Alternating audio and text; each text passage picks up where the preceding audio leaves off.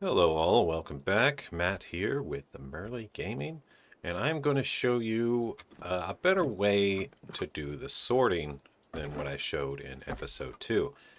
Now in episode 2, I just want to, just a recap in case you don't want to go back and watch it or whatever. Basically, the way we chained our boxes was not the best, and I'll just kind of show you that real quick. Not the right type. Okay. So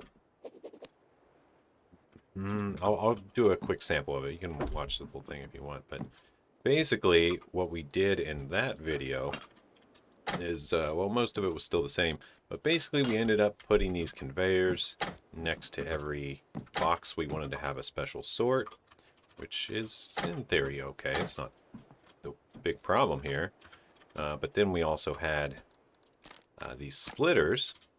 And I was doing this thing which has a bit of a limitation that caps off earlier than this other method I'm going to show you. Okay, so before you would go, well, you'd basically have your drop box go in ultimately into a splitter. If you have multiple drop boxes and stuff, you might have a combiner first. But anyways, you want to come into this, and I was basically going like, one into that, then it might have a second sort like so, and in this, and then okay, so then the second one would go to that one, and these would of course filter these boxes. I know not the cleanest, but I'm going to delete all this in a second. And basically what I was doing, that was kind of the crux of the problem, is I was saving this third tap for the next set. So I was having one splitter support two conveyors, and then it chaining to another one to support two more, and so on and so on. And you can just keep chaining it like that and get as many as you want. But that's not necessarily a problem in itself, and you can do that, and it does work. The problem is the way Rust is coded and the way this industrial stuff is coded. So how would I know that? You wouldn't. No one would. But by the way it's coded, this caps out sooner. So eventually what will happen if you keep doing this is, once you get this chain long enough and you keep going to the next one, eventually it's just going to stop working, and it won't tell you. That's big. That's the main problem, is that it doesn't tell you. In some ways, when you do this and you get to the limit, it's going to give you a little pop-up that says like you hit the limit or max depth or something like that, and it will tell you when you hover over it. But when you're doing it like this, it does not tell you when you've hit the limit. It just doesn't work. So as the person building it, you're like, what the heck, man? It's all hooked up. I've double checked it. I've triple checked it. It's hooked up correctly, but it's not working and there's no error. So that's the big problem, is a combination of things. It limits out sooner than this other method that I'm about to show you, and it just flat out doesn't tell you once you've hit the limit when you're doing it this way. So the fact that it doesn't tell you is a bit of, I would say, a Rust problem or a Rust bug. It should at least tell you, instead of just not working, and you have to basically figure it out by realizing it's not working and troubleshoot for days, and it's a real pain. So here's the other way of doing it, which ends up basically being the same thing. I'm just going to delete all these for now. We'll reset them up as needed. So the other way to do it, you still have the drop box as normal, where you throw all your stuff to sort, But what you want to do, and you can get creative with this a little bit, but basically you want to make a giant tree of everything. So maybe we'll say, okay, this is going to be my industrial wall, we'll say. And basically, I'm just going to make a giant tree. I think I'm going to go ahead and make a ceiling here. So I like to, or not. I don't know. You tell me, Rust. All right, there we go. I'm just doing wood for now.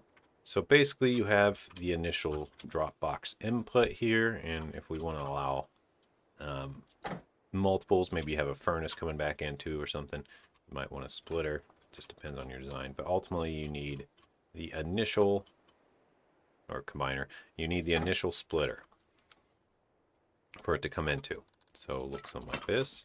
And this is still about the same so far. I don't know, we'll just use any of these. And take that out. There we go. So we've got it, chained to a start. So what I mean by tree is basically, and you can, get creative, make your wall how you want. Basically, you have these initial ones, and maybe we'll do it like this. I don't know. We'll just have this one up here. And what you'll see, well, actually, changed my mind again, sorry. We'll still do this. We'll have this initial one split to just 3 of these. Just all 1, 2, and 3. To the end. 2 to the end. I got that one upside down. I'm going to go ahead and flip that.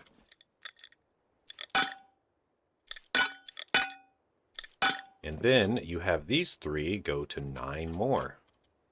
So it'll look something like, I don't know, let's try to make it look nice by going something like this. How you organize these, once again, is up to you. I don't expect you to do it the same, but you might get creative. Maybe we'll just have the middle one right here. This isn't the greatest organization, but basically this one over here is going to support these 3 over here. Not the cleanest tubing, doesn't matter. And this one right here is going to support these 3. So you see we're no longer doing that chain method I was doing before. Rather, we're just making a big tree of them that kind of expands out. And this makes it a whole lot easier to calculate the max depth, and also errors seem to show up correctly when you hit the max depth when you're doing it like this. So Rust seems to have it programmed to be like this a little better. So now what we'll get here is we get 3 taps on each of these final 9, and you can calculate that out. 9 times 3 is 27. You can basically have 27 conveyors.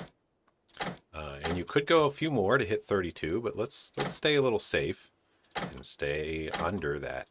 So there is 9, and we could just keep going and do more. And if we hit the limit, it should actually show. There's 12, and we can just keep going.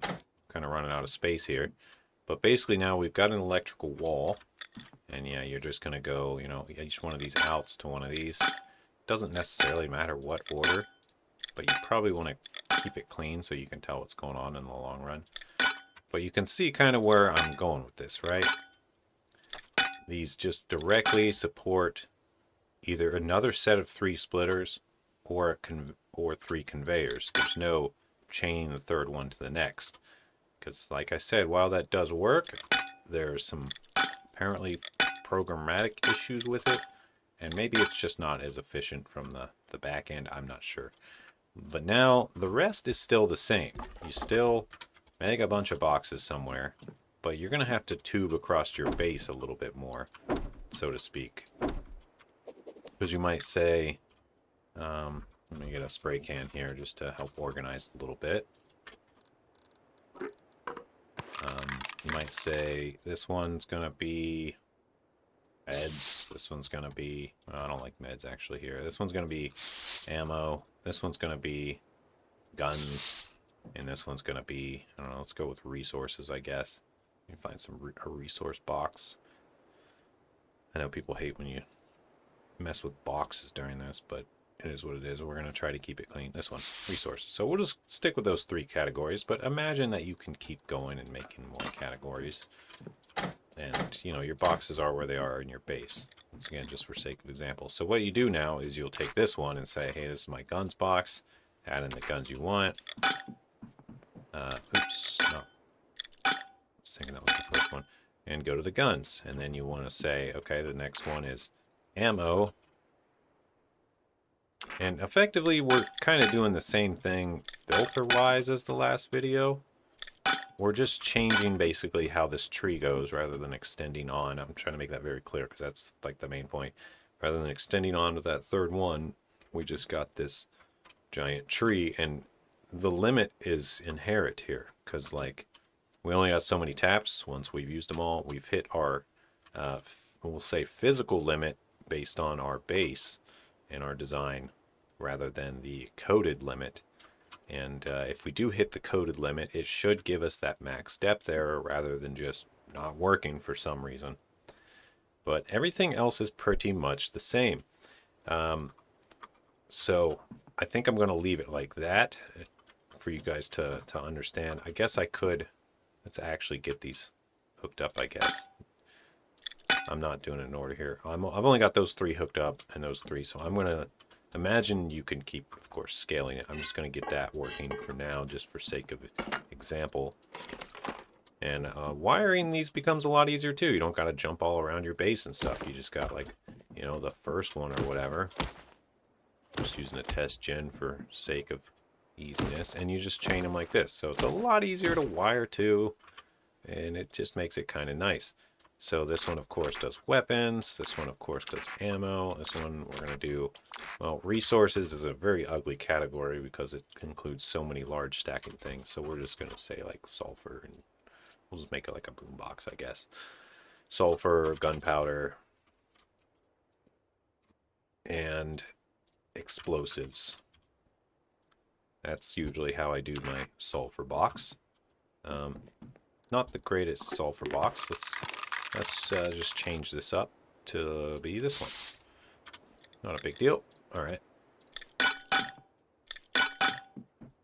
And then, of course, we're going to hook that up there. So just those 3 as the example. We turn them all on. And, of course, oh, we got to hook this up. It won't work if we don't. And now when we throw in here, let's go ahead and grab a gun. Let me just, let's go weapon. We'll grab an HM and an AK and, I don't know, a couple other various guns. And let's go for some ammo. We'll just grab like a stack of 105.5, 100 pistol, maybe some other various ammos. And let's go for some boomy stuff. We get back in here, go to resources. We'll get 1K sulfur. I don't know, maybe some. I don't see much else. We'll get some explosives and maybe some gunpowder. And now the sorter should work, and it should be better for expanding further into the future. We'll just throw all this in here. You'll see it start to disappear as it sorts into your boxes. And here we go. Nothing in the ammo yet, but there's the guns. Sulfur and stuff started to move in. Ammo started to move in. Now you'll see, I talk about it more in other videos. Usually I don't put ammo in a category like that because it encompasses like rockets and stuff too. And so typically I'll split it out a little bit, or I'll put like 5.5 with 5.5 guns in the same sword and stuff like that. But you can get a little creative with that about how you do it. So that's a better way of doing your sorting layout, is like that. Hope that all makes sense. If it doesn't, please let me know in the comments. Obviously, I'm not extrapolating it further, but you have to use your imagination on that, because it's just going to take me forever, and I'm basically repeating the same thing I've already done. So hopefully that makes sense. Now, I will mention quickly, the pooler system is still the same. So that would be like how the video 3 went. I'm not going to make it super clean here, but usually I do a pooler wall as well. Just something like this. And now there might be a better way of doing this. I'm still trying to kind of figure it out. But you essentially do the same thing. You kind of make a tree. And I don't think I need that one. Where basically you take these 3 into these 3. Because I also showed this the same way previously, where I chained them together. I left like the out 3 to go to the next one and just chained them. But it seems to be better in this tree type fashion. And you can also make it lined up nicely with that. And of course you go into your outputs on each of your categories. And keep in mind that of course you can have multiple boxes. Maybe you got a bunch of guns, or you have a bunch of sulfur. You can do this too. You can call it basically one box by just expanding out like so. And that means this kind of counts as one box, but it's of course 2 boxes. So if you have limits, say you only want 10 explosives, it's going to put 10 in each box. So it would actually be accepting 20 total. So keep that in mind if you're doing the multi-box thing. But if you just leave it unlimited, it's just going to dump as much as it can get. All right, and then you take this out. If you have a chain of boxes, you take the last one in the chain and you go into your pooler system. So I'll show you the pooler real quick, of course, so just might as well. Say you have a main area in your base where you like to work. Usually it's a small box under a tier 3 or something, and maybe more if you want. But basically what you do is you take this final out. If you have multiple poolers, you got to split it, of course. We'll just do one here for sake of showing. Oh, I almost forgot. And you go to a conveyor, of course. And of course this needs power too. I'll give it its own little separate power tap. Because usually this is on a different floor, different section of your base, and often just power these pullers with like one solar panel, one small battery, and that's typically enough. And what you can do from here, of course, is the big pooling thing. We don't have all. Let me go ahead and hook all these up. Actually, we got that one hooked up. We got that one hooked up. So anything in our drop boxes, we can go ahead and find it by just putting it on this filter. So let's find us one assault rifle maybe, and some 5.5. This basically works the same as that previous video. It should just be a lot cleaner, basically. Maybe we want something like that. That's enough. And if we have it in the system, it will find it and bring it here.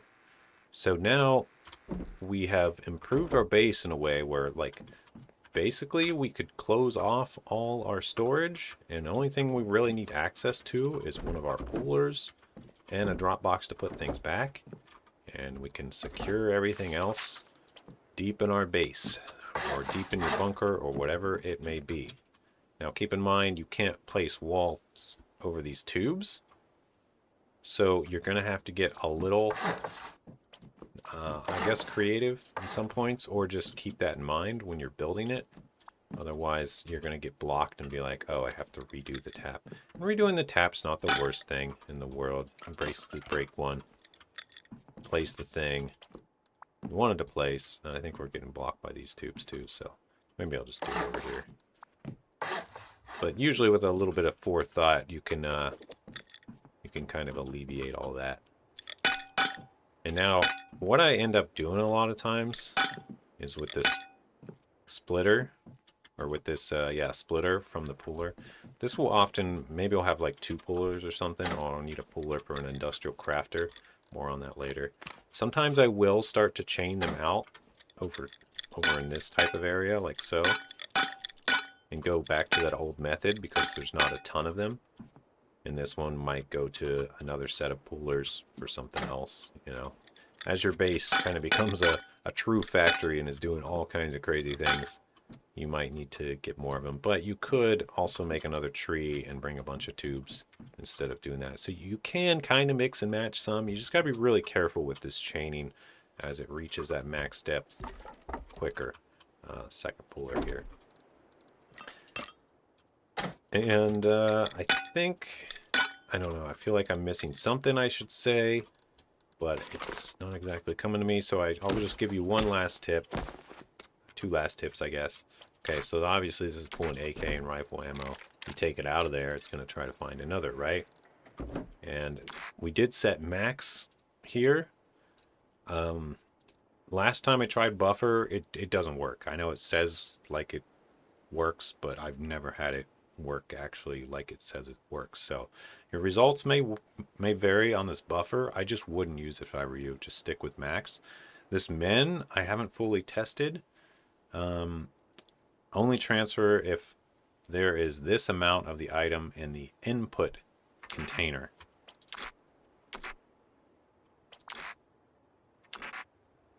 Wait, isn't that the same as buffer? Start transferring with this amount as in a container and transfer that amount. Exactly. Okay, so I don't think these buffer and mins work. I mean, if you got data that says otherwise, I'd love to see it, but they have never seemed to work properly in my experience. So keep that in mind. Just use max. Yeah, just keep it simple. Only use the max. Now, you might say, okay, great. What if I just want everything? Yeah, you just leave the max off. So, but this is dangerous. Not necessarily dangerous, but say, I don't know, say you want just one AK, but you don't have time to hit max for some reason because either you're lazy or whatever. You're now going to pull every single AK you got into this box. And if some other player on your team is in a different area of your base and is like, oh, I need an AK, they're going to be like, oh, we got none in stock. And that's because some idiot on your team decided they want to pull every single assault rifle here. Obviously, we only have one, but just for example, this happens. It happens a lot with like meds. Someone will be like, "Oh, I need a syringe," and they just go boom, boom, boom, and they pull every syringe in your base to this one box. And if you have auto crafter set up, it starts crafting a whole new box of them unnecessarily, and nobody can find meds. And it's like, you freaking fool! You could have just put a max on there, and it would have solved all these problems. So the point is, don't be an idiot. Put a max on here, and if you really do want everything, then do it in a very limited fashion. Like maybe you want to see how many frags do we have in stock, so you pull them all. When you're done, and be done quickly, well, put a limit on it if you still want some in the box, but you got to put everything back in a drop box now. So be safe and just always set a max. Basically, if you want a lot of frags, put a high max. Fine. You want a lot of meds, put a high amount. You want a few AKs, put a higher amount, but don't leave it unlimited. That is really foolish when you're getting into this system. All right, and one last thing that I'm thinking of here.